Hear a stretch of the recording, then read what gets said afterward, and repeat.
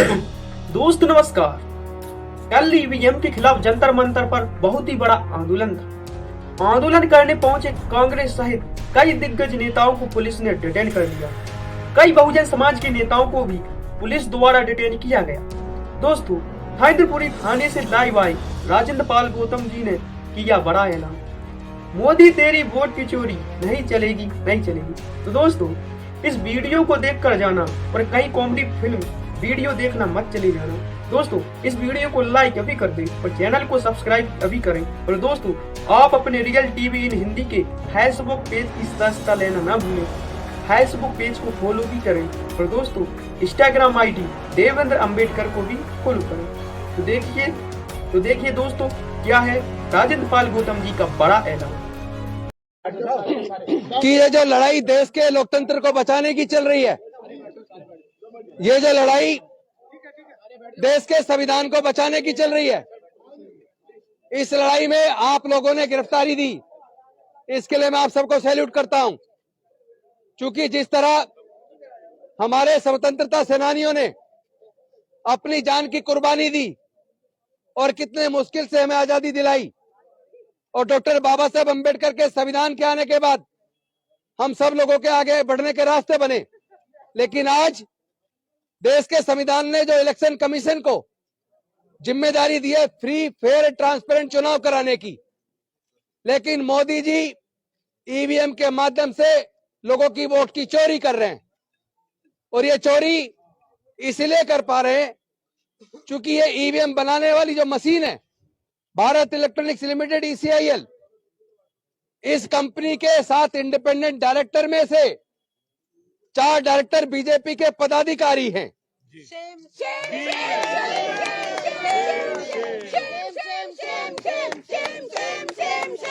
दूसरी बात, 4 IIT के प्रोफेसर जो ये सॉफ्टवेयर बनाते हैं ईवीएम के लिए, उस सॉफ्टवेयर के अंदर प्रोग्रामिंग की जाती है, और जो प्रोग्रामिंग की गई है उसका सोर्स कोड ईवीएम बनाने वाली मशीन के पास है, कंपनी के पास है।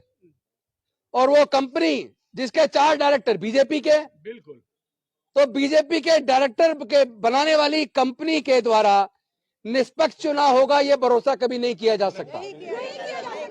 IIT के प्रोफेसर जो सॉफ्टवेयर बनाते हैं, प्रोग्रामिंग करते हैं, अगर उस प्रोग्रामिंग करते वक्त ये डाल दिया जाए प्रोग्रामिंग में कि हर दूसरी वोट बीजेपी को जाए, तो उसके बाद होगा क्या? चोरी होती कैसे, मैं आपको बता रहा हूं। सॉफ्टवेयर बना दिया, प्रोग्रामिंग कर दी, उसके बाद जब नॉमिनेशन विड्रॉवल की लास्ट डेट खत्म हो जाती है और ये फाइनल हो जाता है कि मैदान में कितने कैंडिडेट बचे हैं, तो फिर एक प्राइवेट इंजीनियर जो आउटसोर्स होता है वो हर चुनाव क्षेत्र में बूथ के ऊपर जाता है, पोलिंग स्टेशन के ऊपर, वो जाके ईवीएम मशीन के अंदर सर्वर के द्वारा वो 2 फाइल डालता है, एक टाइम फाइल और दूसरी कैंडिडेट फाइल। तो जो सॉफ्टवेयर बनाया गया उसमें जो प्रोग्रामिंग की गई, वो प्रोग्रामिंग चूंकि सोर्स कोड उन इंजीनियर्स के पास होता है, उस सोर्स कोड के द्वारा उन्होंने वोट की चोरी सुनिश्चित कर दी होती है डेट, चुनाव की डेट के दिन। और चुनाव के डेट के दिन क्यों करते हैं?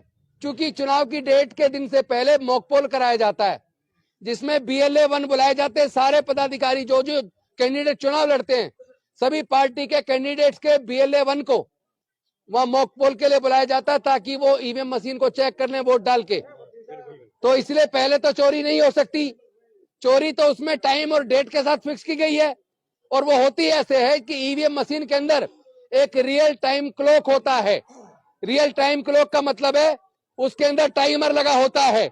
उस टाइमर के माध्यम से कब उनको चोरी करवानी है, कितने तारीख को, कितने बजे से कितने बजे के बीच चोरी करानी है, ये उस टाइमर के मदद से उसमें फिक्स कर दिया जाता है। तो होता कैसे है, ये मैं एग्जांपल देके बताता हूं। अगर सपोज करो चुनाव 10 मार्च को है, उसके अंदर टाइमर में फिक्स कर दिया 10 मार्च को सुबह 10 बजे से 6 बजे के बीच जितने भी वोट पड़े 50% वोट बीजेपी को ट्रांसफर अपने आप स्वैप होके चला जाए। तो होगा क्या? क्योंकि मैं पूछना चाहता हूं कि टाइमर की जरूरत ईवीएम मशीन में क्यों है? ईवीएम मशीन के अंदर रियल टाइम क्यों है? इसलिए है जिस प्रकार टाइम बॉम्ब अगर सेना बनाती है और टाइम बॉम्ब को किस वक्त कितनी तारीख को ब्लास्ट करना है, अगर उसके अंदर रियल टाइम क्लॉक ना हो तो टाइम बॉम्ब नहीं बन सकता। आप लोगों को अगर सुबह ट्रेन पकड़नी है, फ्लाइट पकड़नी है, जल्दी उठना है, तो आप अपने फोन के अंदर टाइमर सेट करते हैं, अलार्म लगाते हैं। और अगर आपकी घड़ी के अंदर टाइमर ना हो, क्लॉक ना हो, तो क्या आपकी घड़ी में अलार्म बजेगा? नहीं बजेगा। उसी तरह ये जो ईवीएम के अंदर रियल टाइम क्लॉक है, टाइमर लगा है, और सॉफ्टवेयर में अगर प्रोग्रामिंग करके डाल दिया कि भाई चुनाव की तारीख के दिन सुबह 10 बजे से शाम को 6 बजे के बीच जितनी भी वोट पड़े, आधी वोट स्वैप होकर बीजेपी को चली जाए, तो दुनिया की कोई ताकत आपकी वोट की चोरी को रोक नहीं सकती। और मुझे दुख है, वो इलेक्शन कमीशन जिसको भारत के संविधान ने ये जिम्मेदारी दी थी कि वो फ्री, फेयर और ट्रांसपेरेंट चुनाव कराए, वो इलेक्शन कमीशन ईमानदार साबित नहीं हुआ, धोखेबाज साबित हुआ। वो जिद पे अड़ा है, वो बैलेट पेपर वापस लाने की बजाय ईवीएम से चुनाव कराने की जिद पे अड़ा है। देश के कोने कोने में ईवीएम मशीन ले जाके दिखा रहे हैं, देखो जी वोट डाल के देख लो, इसमें वोट जिसको डालोगे उसी में निकलता है, ईवीएम ठीक है। अरे कभी चोर कोई कहता है मैंने चोरी की है? चोर कभी नहीं कहता मैंने चोरी की है। और दूसरी बात, ये रियल टाइम क्लॉक की वजह से चोरी तो इलेक्शन के दिन होगी ना, उससे पहले तो नहीं होगी, तुम जाके दिखाते रहो। इसलिए ये जो ईवीएम मशीन है, इससे आपकी वोट की चोरी हो रही है। और इससे भी ज्यादा दुख की बात यह है, आपने भी एग्जाम्पल देखा, अभी मेयर का चुनाव था चंडीगढ़ के अंदर, उसमें इंडिया गठबंधन के पास 20 वोट थी मेयर के चुनाव में, और भारतीय जनता पार्टी के पास 16 वोट थी। ये चंडीगढ़ से हमारे साथी करमवीर बौद्ध आए हुए हैं, उन्होंने वहां देखा भी है कि किस तरह वोट की चोरी हुई है। वहां उन्होंने क्या किया, भारतीय जनता पार्टी के अल्पसंख्यक मोर्चे के एक पदाधिकारी को प्रिजाइडिंग ऑफिसर बनाया। अब आपको मैं एक और चीज बता दूं कि ये बीजेपी के पदाधिकारी को जो प्रिजाइडिंग ऑफिसर बनाया, इसको बनाया किसने? कानूनन जो वहां का डीसी होता है, डिप्टी कमिश्नर होता है, वो नाम को रिकमेंड करके फाइल पे एडमिनिस्ट्रेटर के पास भेजता है, और एडमिनिस्ट्रेटर फिर अपनी रिकमेंडेशन करके उस फाइल को होम मिनिस्ट्री में भेजता है, और फिर होम मिनिस्ट्री उसको अप्रूवल देती है। उसके बाद प्रिजाइडिंग ऑफिसर बनता है, फिर वो मेयर का चुनाव कराता है। तो ये भारतीय जनता पार्टी का ही पदाधिकारी क्यों बनाया?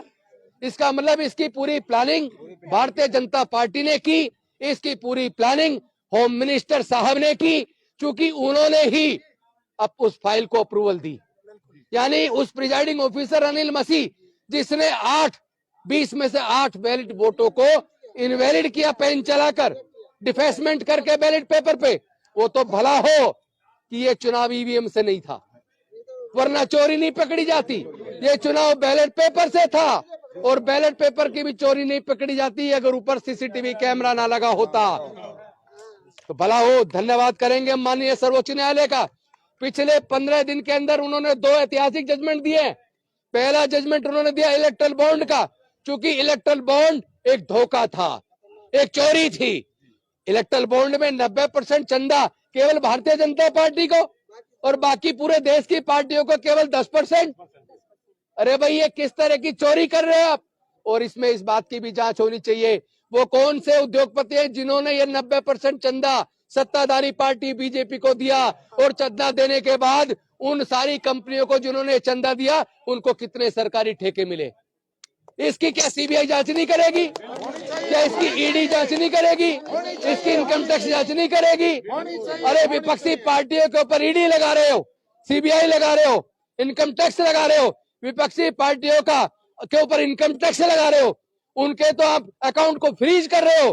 क्या ये सारी जांच एजेंसियां क्या बीजेपी के लिए काम कर रही है? क्या ये मोदी जी के लिए काम कर रही है? क्या ये अमित शाह के लिए काम कर रही है?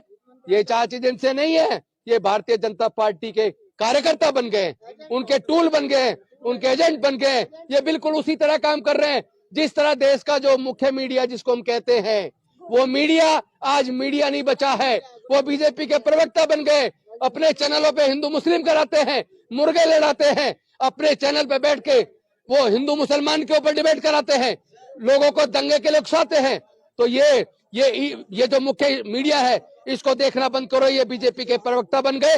उसी तरह देश की जांच एजेंसियां बीजेपी के लिए काम कर रही है, चाहे दबाव में कर रही हो। लगातार विपक्ष को ये लोग खत्म करना चाहते हैं।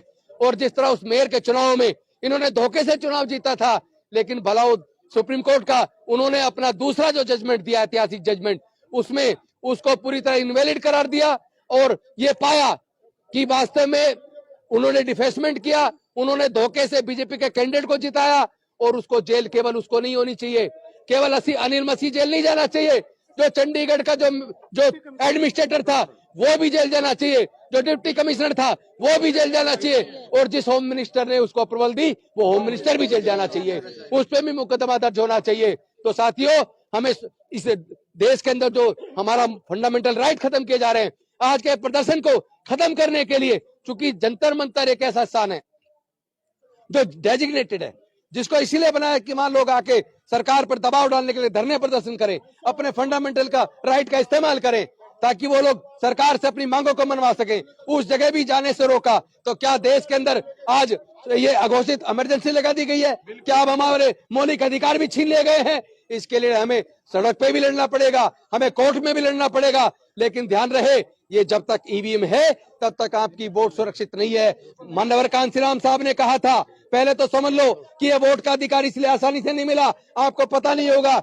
जब संविधान सभा के अंदर इस बात पे चर्चा हो रही थी कि अब अंग्रेज जाने वाले हैं, वोट का अधिकार किसको मिलना चाहिए, तो आपको पता होना चाहिए ज्यादातर संविधान सभा के सदस्य वोट का अधिकार केवल उनको देना चाहते थे जो इनकम टैक्स पे करते हैं। दूसरा उस श्रेणी को देना चाहते थे जो ग्रेजुएट हैं। तीसरा उस श्रेणी को देना चाहते थे जो बड़े बड़े जमींदार हैं। अब सोच के देखो, देश में मनुस्मृति के वजह से देश के 90% लोगों को, दलित, पिछड़े, आदिवासी और महिलाएं, उनको पढ़ने का अधिकार नहीं था, तो वो ग्रेजुएट कैसे बन पाते? उनको व्यापार करने का अधिकार नहीं था तो वो इनकम टैक्स पे ही कैसे बन पाते? उनको संपत्ति का अधिकार नहीं था तो वो जमींदार कैसे बन पाते? लेकिन डॉक्टर बाबा साहेब अम्बेडकर संविधान सभा के सामने हट गए और उन्होंने कहा, भारत में रहने वाले चाहे अमीर हो चाहे गरीब हो, चाहे पढ़ा लिखा हो चाहे अनपढ़ हो, चाहे कोई भी हो, सबको वोट का अधिकार मिलेगा, सबकी वोट की कीमत बराबर होगी। One man one vote one value. लेकिन आज जो संविधान ने हमें वोट का अधिकार दिया था, वो वोट का अधिकार मोदी जी ने ईवीएम के माध्यम से छीन लिया है। आज पूरा चुनाव धोखा हो गया है। इनके अंदर ये विश्वास कैसे आता है? ये कहते हैं अब की बार 300 पार, तो 300 पार आ जाती है। अब कह रहे हैं अब की बार 400 पार। अरे ईवीएम से चुनाव होगा तो 400 पार क्या, आप तो 543 में से 543 भी जीत जाओगे। लेकिन देश के लोग, अभी मैं मौका दूंगा इंजीनियर साहब जो विदेश में, बाकायदा सॉफ्टवेयर इंजीनियर विदेश से आए हैं और अब भारत में आके ये लोकतंत्र को बचाने के लिए आए हैं, इन्होंने पूरा डिटेल में बताया है, क्योंकि ये खुद सॉफ्टवेयर इंजीनियर है, किस तरह वोट की चोरी होती है, ये विस्तार से आपको बताएंगे। तो मैं सिर्फ इतना कहना चाहता हूं कि अपने फंडामेंटल राइट को बचाने के लिए, अपने वोट को बचाने के लिए, क्योंकि इसके ऊपर मानवर कांसीराम साहब ने कहा था, जिस तरह अपनी बहन बेटी की इज्जत की सुरक्षा की जाती है, उसी तरह अपनी वोट की इज्जत की सुरक्षा करो, अपनी वोट की सुरक्षा करो। वोट की चोरी होने नहीं देनी है। हमें ईवीएम को हटवाना है, बैलेट पेपर वापस लाना है, चाहे रोज आंदोलन करना पड़े जब तक चुनाव की डेट आए। जब तक ईवीएम हट ना जाए हम लोग रुकेंगे नहीं, झुकेंगे नहीं, बिकेंगे नहीं, डरेंगे नहीं। बैलेट पेपर को जाना होगा, ईवीएम को जाना होगा, बैलेट पेपर लाना होगा। अब मैं चाहूंगा इंजीनियर साहब बोलेंगे।